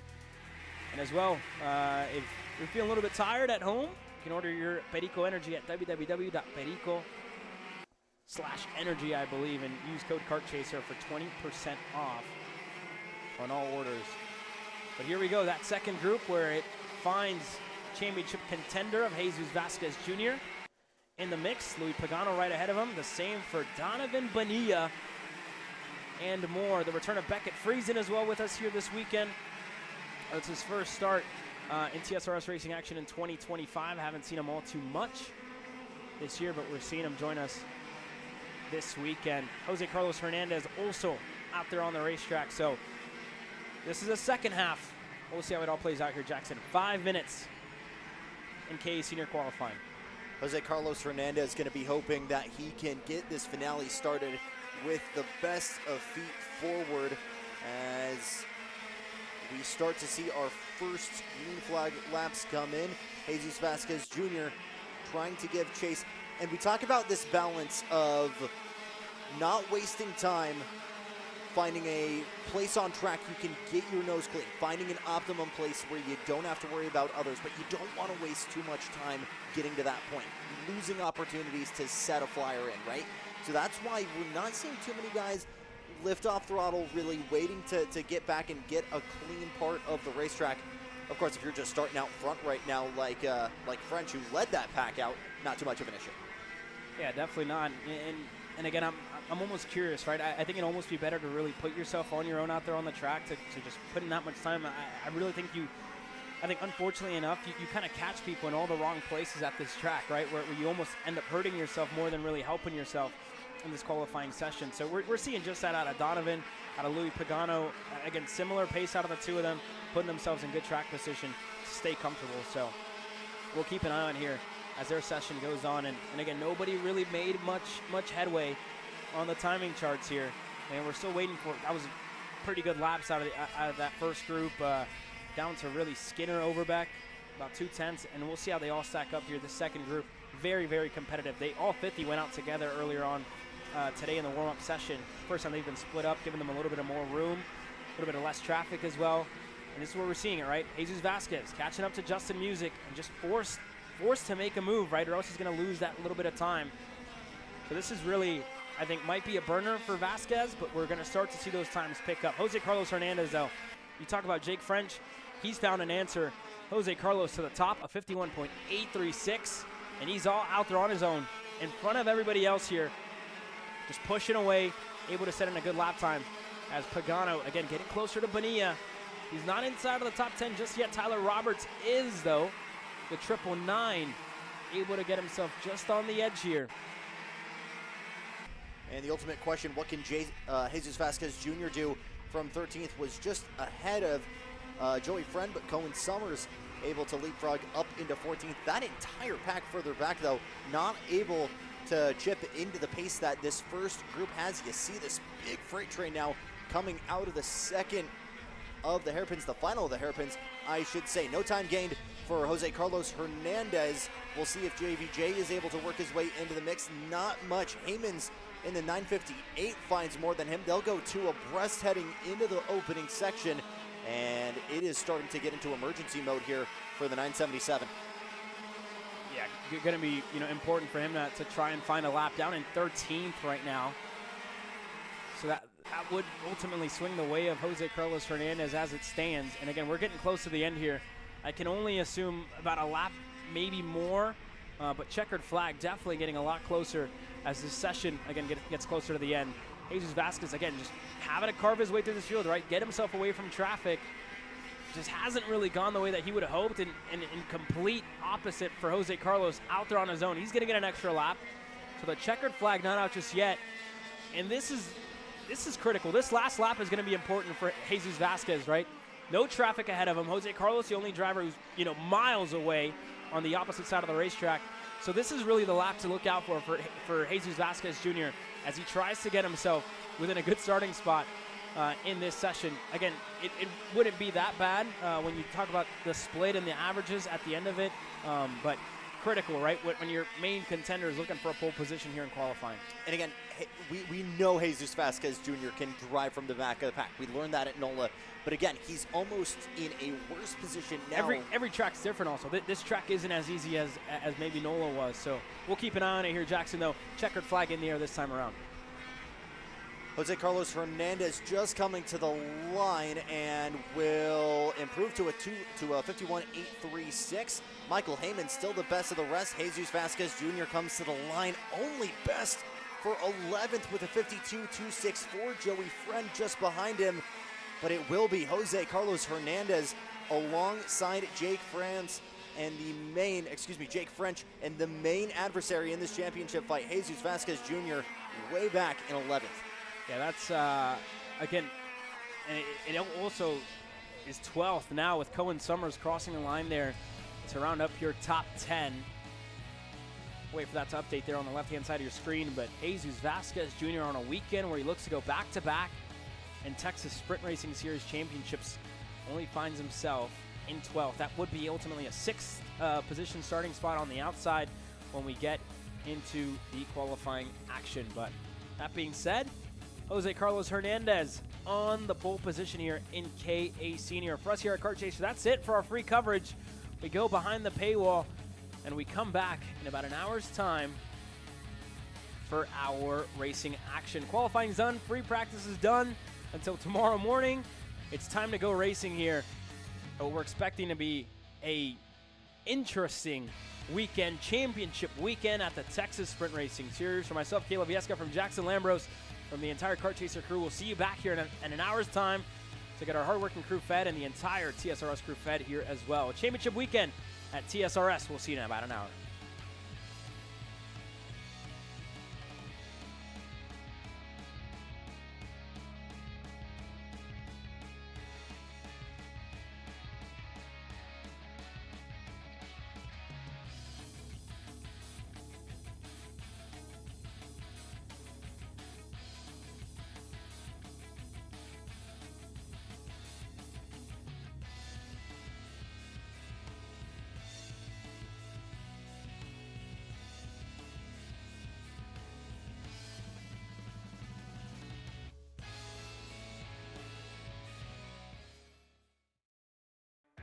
This broadcast is the sole property of Kart Chaser Group, LLC.